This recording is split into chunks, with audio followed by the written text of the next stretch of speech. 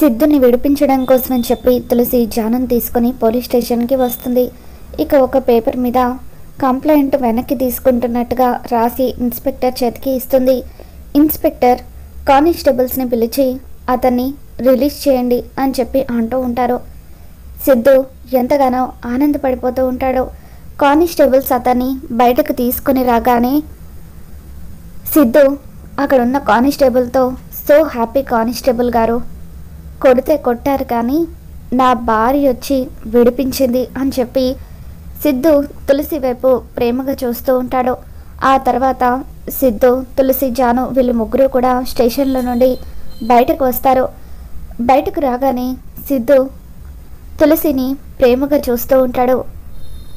ఆ దెబ్బలకు నడవలేక సిద్ధు కింద పడబోతూ ఉంటే అప్పుడు తులసి సిద్ధుని గట్టిగా పట్టుకుంటుంది. ఇద్దరు ప్రేమగా ఒకరి కళ్ళలోకొకరు చూసుకుంటూ ఉంటారు. మరి మొత్తానికి సిద్ధు తులసిల మధ్య ప్రేమ మొదలవబోతుంది. మరి రాబోతున్న ఎపిసోడ్లో ఏం జరగబోతుందో మళ్ళీ మన ఛానల్లో తెలుసుకుందాం. ఈ వీడియో మీకు నచ్చినట్లయితే తప్పకుండా లైక్ చేయండి.